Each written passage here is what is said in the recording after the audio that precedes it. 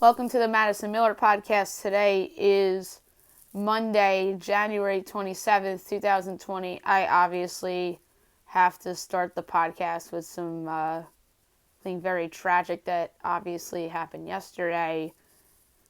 Kobe Bryant and his daughter, Gianna Bryant, had passed away in a horrible, horrible helicopter crash. The news dropped from TMZ around 2:30 Eastern time yesterday. It's very, very unfortunate. Bryant was on his way to a basketball game with his daughter. There were 7 other people in the crash. Some other children, a middle school student, Peyton Chester, who went to school with Gianna Bryant, Sarah Chester, the mom, and then somebody else that was in the crash was baseball coach John Altobelli with his daughters Carrie Altobelli and Alyssa Altobelli. The captain, the fight guy, was Ara Zobayan. And a woman by the name of Christina Mauser were the other victims that were killed in this horrible tragedy that took place in Calabasas, California. So thoughts and prayers go out to all the families and loved ones left behind from all these victims. And Kobe was obviously the biggest figure in this crash, and this will always be remembered as the Kobe Bryant crash. And that's all due respect to everybody else and their families that were involved with this, because they cannot be forgotten as well, because this is just so sad. Kobe, 5-time champion, 18-time All-Star, played 20 years, all 20 with the Lakers. Thoughts and prayers go out to, obviously, the Buss family and the Lakers organization for this as well. Kobe was very close with the people in the organization. Jerry West was the former GM of the Lakers. He pulled off the draft day trade for him after Charlotte drafted him, and then they traded him to LA. And the rest is history for the Lakers. And then they got Shaq. Phil Jackson was there for a little while, or was Kobe's coach most of his career. And then there was a period where Phil resigned for like a year or two, and it was Ruby Tomjanovich coaching. And that was after Shaq was traded to Miami from the Lakers. And 3 of the titles with Kobe were with Shaq, and then the other 3 were in his second prime with Pau Gasol and Metta World Peace. Well, he was Ron Artest at the time. Derek Fisher was on all those championship teams. Lamar Odom, Andrew Bynum. So many great and very good players were on those teams. And then obviously Rick Fox was on those teams with Shaq and Kobe. They did go to another finals together in 2004, and then they lost to the Pistons. And then the Kobe Gasol Lakers in the second part of his prime lost 1 finals to the Celtics. So Kobe has been to 7 NBA finals, and he had 5 rings. So many great moments of his career. ESPN is airing his final game tonight that Mike Tirico and Hubie Brown were on the call for back in 2016. Kobe put up his 60 points in a Lakers victory over the Utah Jazz. That was in April of 2016. A lot of great buzzer beaters. He had a buzzer beater on national TV.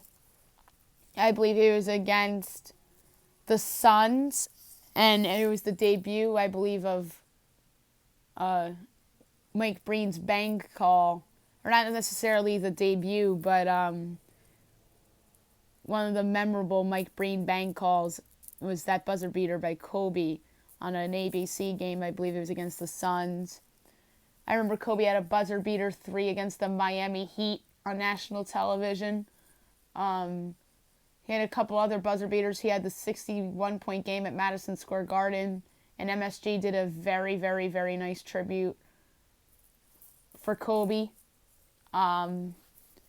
They changed their exterior lights from blue and orange to purple and gold, which I really respect by the Knicks in Madison Square Garden.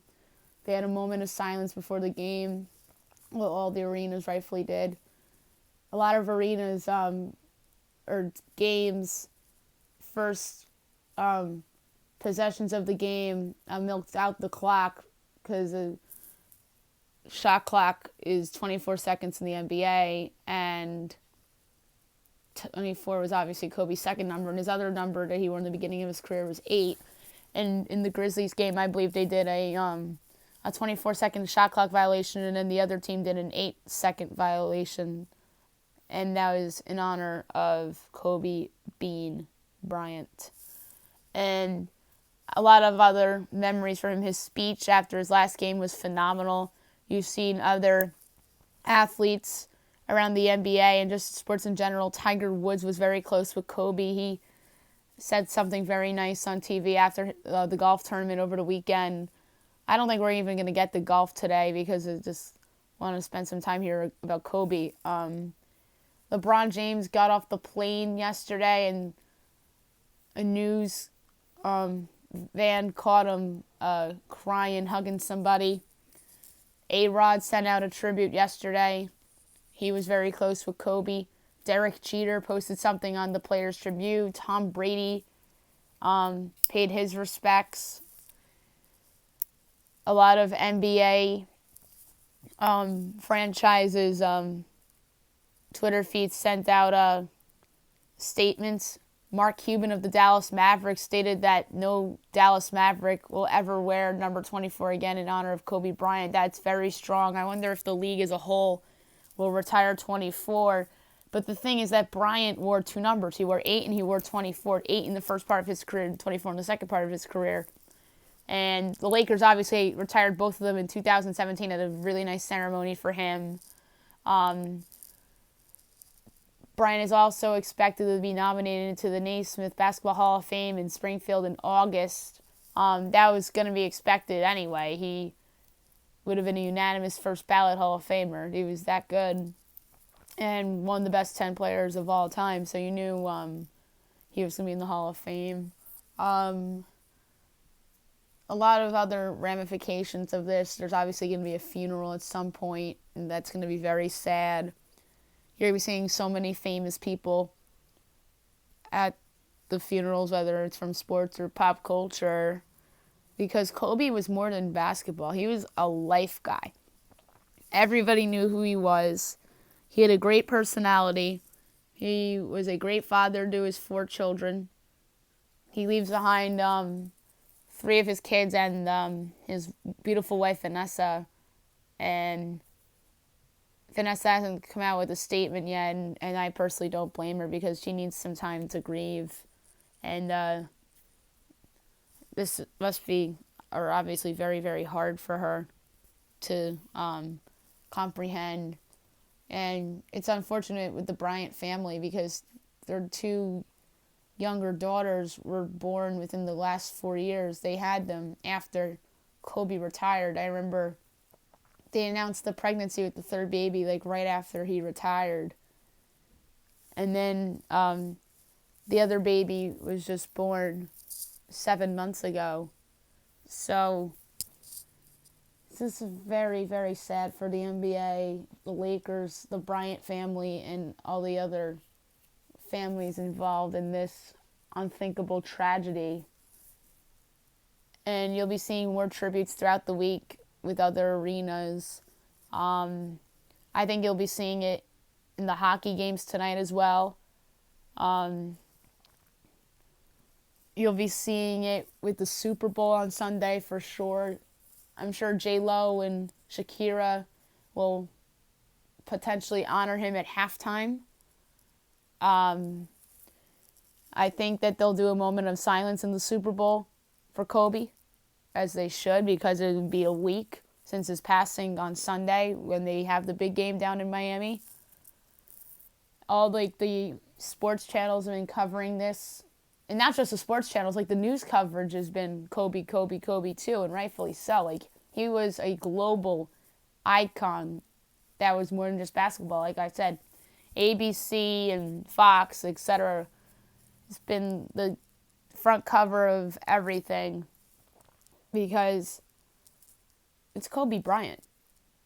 It's just, my heart is still broken from this, and it's going to be broken because he was certainly one of my favorite basketball players growing up as a kid. Seen him win all of his championships with the Lakers. He was the best player on arguably all 5 of his teams, but he had Shaq. Shaq was the best teammate he's ever had. And you can make a case he was the best player on the first 3 teams, and then Kobe was obviously the best player on those last 2 championship teams with the Lakers, and then the one that made the finals in 2008 that lost to the Celtics. He was the best player in that series, but they just lost the series because the Celtics were a better team that year in 2008. And speaking of the Celtics, their former coach at the time when they beat the Lakers in the finals was Doc Rivers. He was crying to the media yesterday before the Clippers took on Orlando, and he couldn't really speak about it. Kyrie Irving didn't play yesterday in the Knicks game, or in the Nets game against the Knicks, because he was close with Bryant, so he just left the arena. And Nets coach Kenny Atkinson got all choked up. So there's been so many moving tributes already, and there's more to come. And now I'm going to talk about the Grammys, who opened with a beautiful tribute for Bryant with host Alicia Keys, Boyz II Men, and that was very beautiful. You had Lizzo open the show. She paid tribute to Kobe as well.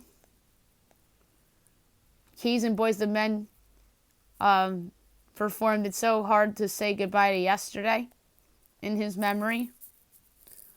So you knew this was coming, and then meaning all the tributes for Kobe, and rightfully so, because it's at the Staples Center, the house that Kobe built, as Alicia Keys said, and it's true. It is the house Kobe built, because he was the best Laker this century, and arguably the best Laker that's ever put on that uniform. You could argue Magic Johnson and Kareem Abdul-Jabbar, but certainly the best Laker player of my generation for sure. And like I said, Lizzo honored Kobe. Lil Nas honored him when he performed Old Town Road. He had a Bryant jersey sitting in his set, which was really, really neat. And on to the awards and stuff for the Grammys. Bad Guy won Record of the Year. That's Billie Eilish, who really stole the show at the Grammys. She's really been the breakthrough singer this year, and she has a lot to be proud of. Album of the Year was Billie Eilish as well, When We All Fall Asleep, Where Do We Go? Song of the Year, Billie Eilish as well with Bad Guy. Billie Eilish won Best New Artist. Best Pop Solo Performance was Truth Hurts by Lizzo. And she performed Truth Hurts in the beginning of the show after she honored Kobe. Best Pop Duo Group Performance was Old Town Road. That was predictable. Traditional Pop Vocal Album was Look Now by Elvis Costello and the Imposters. Pop Vocal Album was When We All Fall Asleep, Where Do We Go? Billie Eilish. Best Dance Recording was Gotta Keep On by the Chemical Brothers. Best rock performance was This Land by Gary Clark Jr. Best metal performance was Tempest by Tool.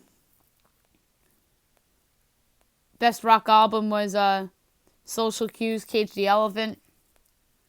Best R&B performance was Come Home by Anderson .Paak.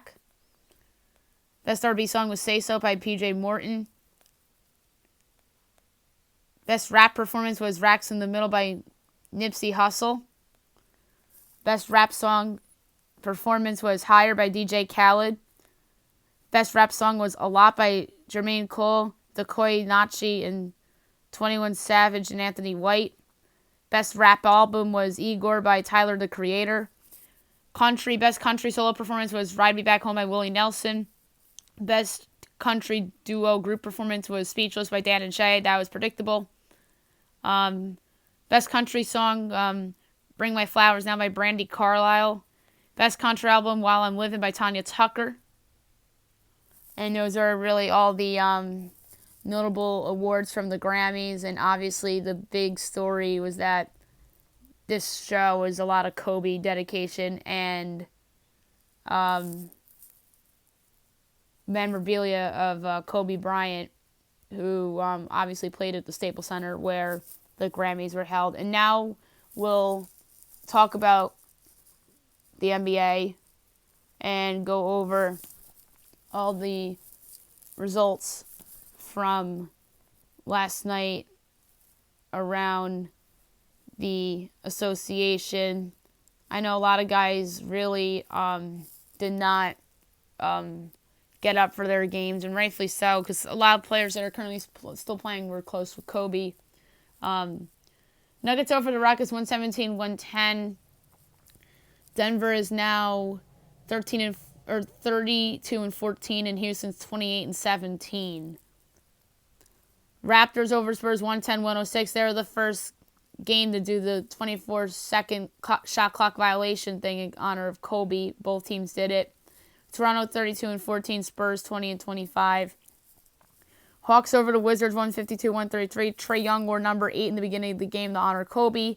He put up 45 points and 14 assists. Atlanta's 12-35, Washington 15-30.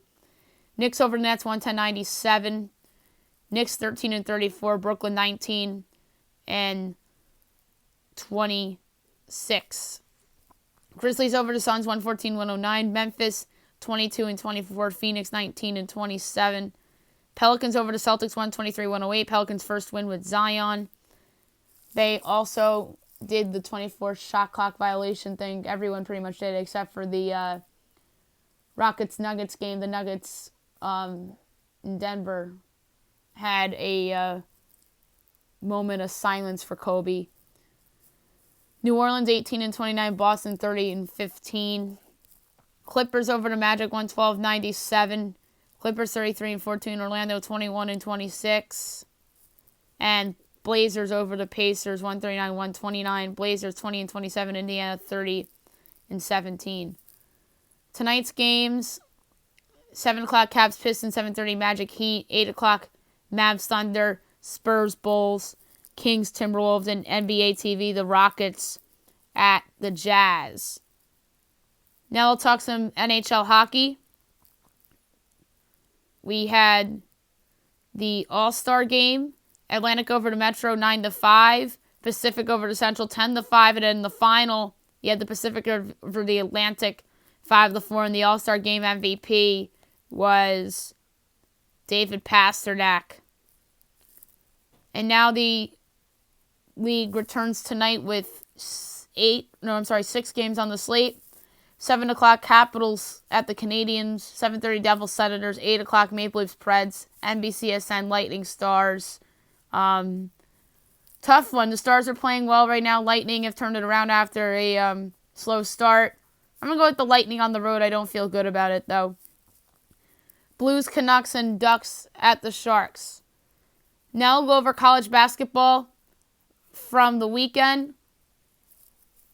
We will start from Friday night. Kent State over Buffalo 70-66. Purdue over Wisconsin 70-51. Iona over Kenesha 69-66. Quinnipiac over Fairfield 81-67. Monmouth over Niagara 82-71. Rider over St. Peter 70-66. Yale over Brown 73-62. Siena over Marist 70-57. Number 13 Butler over Marquette 89-85 in overtime. And Wright State over Northern Kentucky 95-63. Saturday, Big 12 SEC Challenge. Number 14 West Virginia over Missouri 74-51. Number 16 Auburn over Iowa State 80-76. Number 21 Illinois over Michigan 64-62. UNC over Miami 94-71. Wow, that ended UNC's bad losing streak. Syracuse over Pitt 69-61. VC over LaSalle 76-65. Lafayette over Lehigh 74-56. Delaware over Northeastern 76-74. Number 9 Villanova Providence 64-60. Furman over the Citadel 78-54. Mercer over VMI 69-66. Detroit over UIC 70-69. UMBC over Maine 63-53. Army over Navy 73-66. Number 6 Louisville over Clemson 80-62.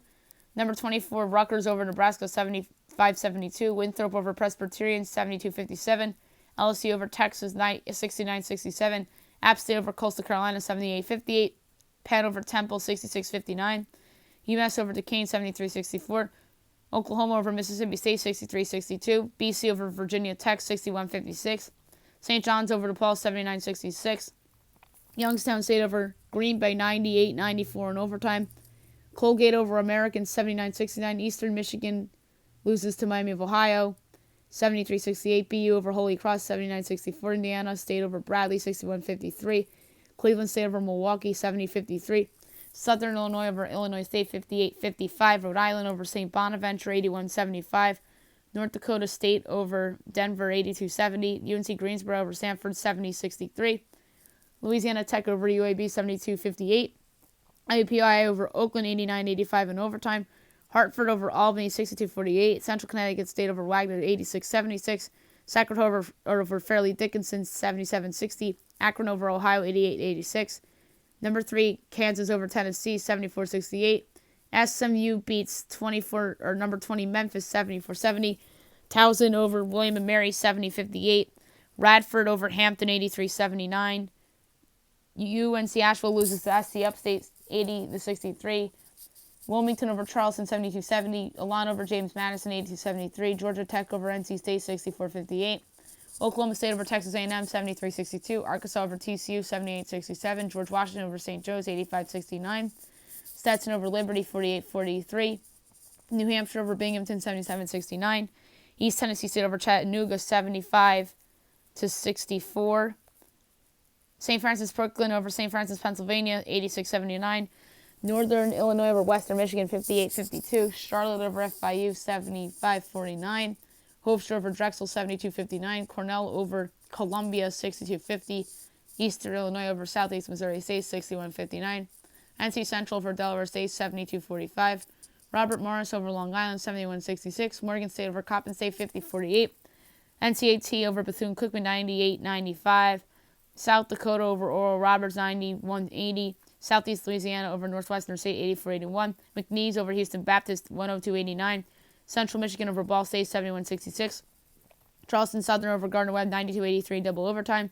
Jacksonville over Kennesaw State 83-64. Abilene Christian over Central Arkansas 70-69 in overtime. Florida A&M over Howard 87-83. San Francisco over BYU 83-82. Mount St. Mary's over Bryant 79-76. Jacksonville State over Morehead State 72-51. UT Arlington over Texas State 64-62. Lipscomb over North Florida 85-73. Georgia State over Georgia Southern 82-77. Austin Peay over Belmont 86-78. San Jose State over Air Force 90-81. USC over Oregon State 75-55. Northern Colorado over Idaho 74-53. Eastern Washington over Southern Utah 81-78 in overtime. A&M Corpus Christi over Incarnate Word 68-47. Tennessee Martin over SIU Edwardsville 79-76. Stephen F. Austin over Lamar 70-62. Ole Miss over Georgia 70-60. Arkansas State over Troy 78-62. Number 7 Dayton over Richmond 87-79. Number 15 Kentucky over number 18 Texas Tech 76-74 in overtime. Santa Clara over San Diego 65-52. Middle Tennessee over Southern Miss 65-63. North Texas over UTEP 67-57. East Carolina over Tulane 81-62. Northern Arizona over Portland State 84-82. Alabama over Kansas State 77-74. Davis over George Mason 68-53. Norfolk State over South Carolina State, 73-62. Prairie View over Arkansas Pine Bluff, 67-54. Alcorn State over Alabama A&M, 59-58. Jackson State over Grambling, 71-53. Southern over Bama State, 80-71. Western Carolina over Wofford, 81-72. Old Dominion over FAU, 65-55. Bowling Green over Toledo, 85-79. Longwood over High Point, 72-52. Or 62, my bad. Harvard over Dartmouth, 70-56. Or 70-66. NJIT over Florida Gulf Coast, 56-54. Utah over Washington State, 76-64.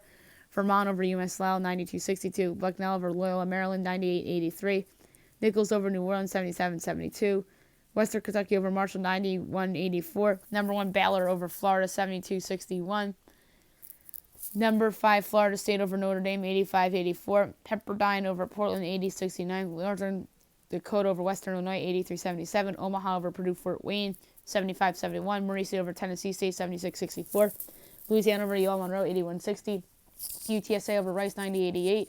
New Mexico State over Texas Rio Grande, 67-62.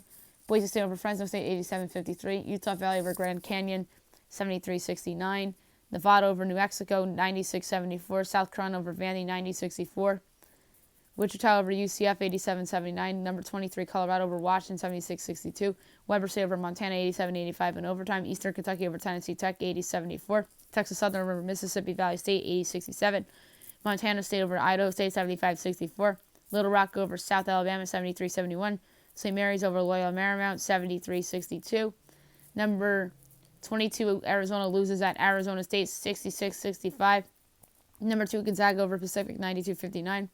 Utah State over Colorado State, 77-61. UC Irvine over Cal Poly, 74-67.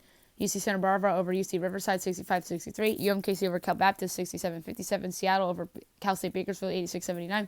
Cal State Fullerton over Cal State Northridge, 82-75. And Hawaii over UC Davis, 76-75. Sunday's results.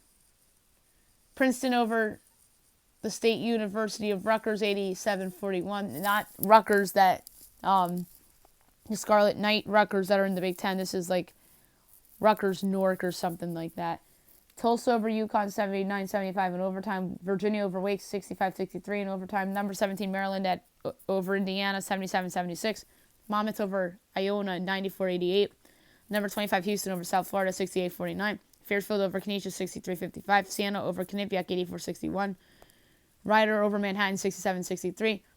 St. Peter's over Niagara, 58-53. Number 11, Michigan State over Minnesota, 70-52. St. Louis over Fordham, 55-39. Number 4, San Diego State over UNLV, 71-67. Creighton over Xavier, 77-66. Drake over Missouri State, 71-69. Northern Iowa over Loyola Chicago, 67-62 in overtime. Number 12, Oregon over UCLA, 96-75. Valpo over Evansville, 67-65. Cal over Stanford, 52-50. And Ohio State over Northwestern, 71-59. Tonight, 7 o'clock ESPN, North Carolina, NC State. NC State's a 6-point home favorite. I'm going to lay it with them. North Carolina had a good performance last week, or on Saturday, over Miami. Miami is just a team in free fall. NC State's going to be in the tournament, possibly. They need this game, so give me NC State -6. Lehigh American, 7 o'clock 8 on CBS Sports Network. Americans a 7-point favorite. I don't feel good about it, but I'm going to take Lehigh getting the 7. I don't think Lehigh will win. I just think this game's close. ESPNU, Florida A&M at Norfolk State. Norfolk's a 6-point favorite. I'm going to take Florida A&M in the points. I think it'll be close, but Norfolk will win. Morgan State at Maryland Eastern at 7:30. Bethune-Cookman, SC State, Howard, Coppin State, Delaware State, NC&T, Sacramento State, Northern Arizona at 8 o'clock. Crowley's Ridge at UMKC. 8:30 Fox Sports 1, on the Big Ten Network, my bad. Wisconsin at number 18, Iowa's favored by 5.5. I'm going to take the points Wisconsin. They're 12-8. They need this game pretty bad. After losing a few in conference play recently to Michigan State and Purdue over the last couple weeks. So, and Illinois as well. So they kind of have to get back on track. I think they're going to win this game outright. So give me Wisconsin plus the 5.5. I just have a feeling about Wisconsin here. Bama A&M Southern Alabama State, Alcorn State, Mississippi Valley State, Prairie View, Arkansas, Pine Bluff, Texas Southern, 9 o'clock ESPN2. Number 3, Kansas at Oklahoma State. Kansas is a 7-point road favorite. They have the players suspended due to the brawl from the weekend, or earlier in the week, I should say. I'm going to take OK State in the points. I think this is a trap game for Kansas. I'm not suggesting Kansas is going to lose this game outright, but I think it's a closer game than 7. So, give me Oklahoma State plus the 7. Northern Colorado and Eastern Washington, 9:30 Southern Utah at Idaho. Yesterday was the NFL Pro Bowl. They also honored and had a moment of silence for Kobe before the game. AFC over the NFC, 38-33. Kobe Bryant was remembered the entire game. There were players that were doing jump shots after sacks and other fun plays throughout the game. A lot of points. The over easily hit. Drew Brees started in the NFC. It was supposed to be Russell Wilson, but he gave his start to Drew Brees. I think that's because there is some speculation out there that Brees may retire. So I think that's why Russell Wilson did that. And he came in after Brees. Lamar Jackson obviously started in the AFC. Then Deshaun Watson came in. And then it was Ryan Tannehill and Kirk Cousins the rest of the way. So it was all quarterbacks from teams that lost in the first rounds of the playoffs. And something I noticed in this game is that there were Packer players playing. And then Ryan Tannehill from the Titans. Normally, if you're in the Final Four in the NFL, you don't play in the Pro Bowl. I guess it's just the Super Bowl that players in the Super Bowl don't play, and they find replacements. I thought you had to be in the Final Four to not be able or not be really quote unquote forced to play in the Pro Bowl. So didn't realize that there are Packers and Titans in there as well. So I guess they changed that rule to just the Super Bowl recipients rather than the Final Four recipients. We're going to talk about the Super Bowl throughout the podcast during the week. May have a guest on to do some prop betting and obviously a pick for the game. We'll do that later in the week once all the Kobe news starts to calm down a little bit. Meanwhile, elsewhere in the world of sports, Phillip Rivers is moving on from the Chargers. There's a report out today that the team and Rivers are parting ways. I don't know if this means that Rivers is going to retire or look to play elsewhere. He apparently moved his family to Florida after living in San Diego since pretty much he was playing in the league. So that's kind of a story. So now the Chargers are going to be in the market for a new quarterback. Phillip Rivers did look washed this year. I think that the Chargers wanted to move on because they saw how much Eli Manning held back the Giants when he started to look washed up. So I think they realized we don't want to make the same mistake the New York Giants did by sticking with Eli Manning too long. So they moved on this year after a disappointing season in which they went 5-11. So do they try to get Tom Brady as a free agent? Because there's a lot of rumors that he may leave the Patriots. Do they decide to get their new quarterback via draft, whether it's Justin Herbert, Tua Tagovailoa? I don't think they'd trade up for Joe Burrow. That'd be crazy if they did that. But you never know. Maybe they do trade up for Joe Burrow. Or even Jordan Love. So there's quarterbacks that they could choose from in the draft. I think Herbert would be like an ideal pick for them at 6 or 7, wherever they're picking. I don't know if I'll do a mock this week or not. I obviously didn't do one last week. I was on vacation. But maybe I'll do one at the end of the week, and then I'll be doing them weekly going forward after the Super Bowl. And then obviously within like the last week and a half before the draft, I would do it like every other day, and in the week of the draft, I'd do it daily. Maybe they look at Jameis Winston, who's coming off a 5,000-yard season in which he threw 30 touchdown passes and 30 interceptions. I don't know if that would be the route that the Chargers would go. So that's some interesting news right there. And then a half an hour or so ago, maybe a little longer, like an hour and a half maybe at the most, the Diamondbacks acquired Starling Marte of the Pittsburgh Pirates, and coming back in the trade is a pitcher, Brandon Malone, who was the 33rd overall pick in the draft. He's a pitcher, right-handed pitcher. And then Leovera Peguero, the shortstop. So they had two quality prospects back. They were ranked 7th and 9th, respectively, in the Diamondback system, which is a pretty deep system because they got a lot of pieces back from the Astros in that Zach Greinke deal. So now that they had depth in their system, they pretty much rebuilt their team this offseason, and they're going to be challenging with the Padres for second place in that division this upcoming season. Now, there's rumors that the Padres are interested in trading for Mookie Betts. There was a fake Jeff Passan out there that said that the Padres had traded for Mookie Betts, but that would prove to be a fake account. Even Jim Bowden of MLB Network fell for it. So that's really not great on his terms. And then he obviously deleted the tweet that he retweeted that was fake. So no Mookie Betts trade, it was just Starling Marte. And I like the deal for the Diamondbacks. They have Cole Calhoun in their outfield. They have Marte. And then they have Ketel Marte as well. So they have both Martes on their team now. They traded that prospect, Jazz Chisholm, to Miami in that deal that got them back Zach Gallen, who is a high upside young pitcher.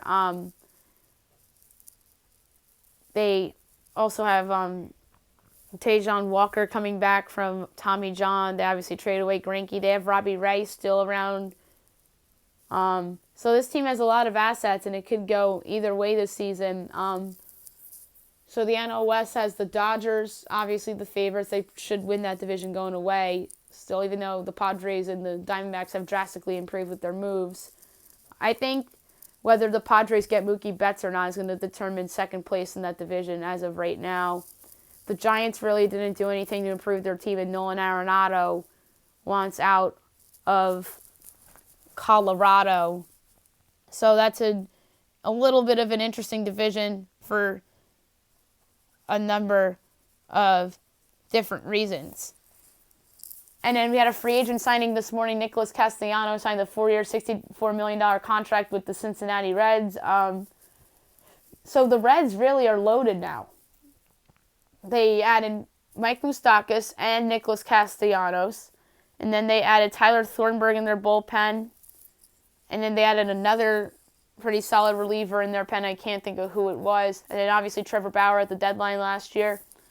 I think you're looking at them as possible division favorites now. I was thinking about picking them to win the division before they made this Castellanos signing, and now I'm strongly considering it even more, barring the Cardinals making a trade for Mookie Betts or something like that, or some injuries and whatnot. You never know what happens in spring training, so not really going to declare the Reds NL Central champions for 2020 quite yet, because you never know what could happen in spring training, whether it's injuries or trades, etc., etc. So good pickup by them. Now that team is pretty loaded now.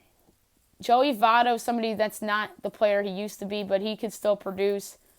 Nick Senzel now is somebody that his name is thrown into the trade market with the Reds signing Castellanos, because Senzel is somebody that is a utility guy. That was a highly touted prospect. People comped him to Chris Bryant, but he really hasn't seen the playing time in Cincinnati, and maybe he'll centerpiece another trade. Somebody threw out the idea on on the internet of him being a centerpiece to a deal to Cleveland for Francisco Lindor.